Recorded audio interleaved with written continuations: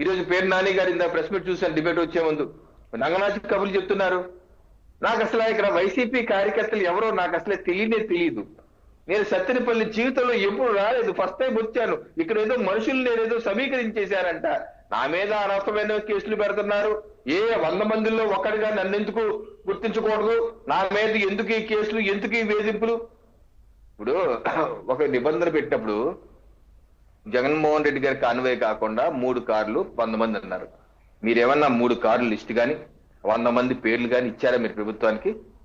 పోలీసులకు ఇచ్చారా? దానిలో మీ పేరుందా?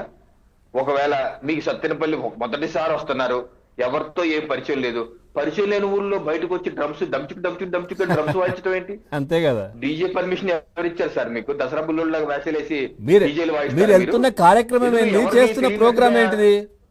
అయ్యా మీరు పరామర్శకు కాదు సార్ వెళ్ళేది. నానిగారు పేరు నానిగారు అదే కదా, పరామర్శ కోసం వెళ్ళారు. ఎవరో సంవత్సరం క్రితం చనిపోయారు, మీ బెట్టింగ్ వల్ల చనిపోయాడు.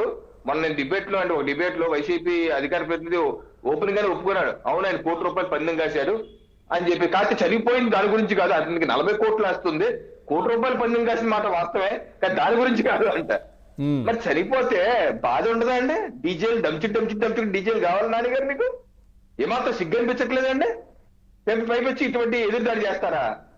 ఎల్లి కార్యక్రమం పెళ్లికి ఏమైనా వెళ్ళారా? ఏదన్నా ఎవరన్నా శుభకార్యంకి వెళ్ళారా? అంతా మీ జగన్మోహన్ రెడ్డి బ్యాచ్ అయినా?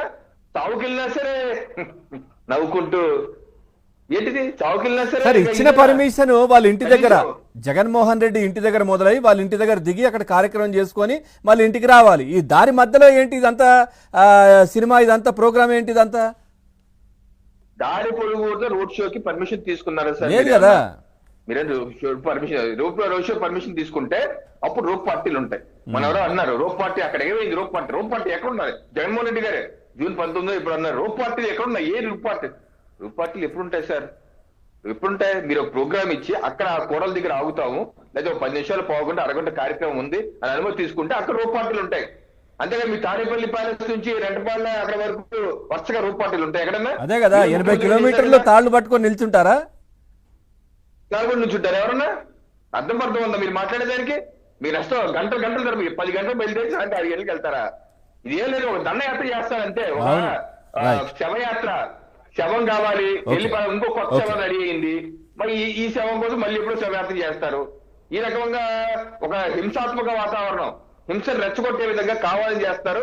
తప్పనిసరిగా ఏదైతే ఈ రోజు 113 మంది నోటీసులు ఇచ్చారో, మీరు ప్రాపర్టీని కూడా అక్కడ విధ్వంసం అయినాయి, పబ్లిక్ ప్రాపర్టీ కూడా, దానికి బాధ్యత వహించాలి. మీరు ఎవరైనా సరే మీటింగ్ పర్మిషన్ తీసుకుంటే ఆ నిబంధనలు పాటించకపోతే తప్పనిసరిగా పోలీసులు నోటీస్ ఇస్తారు.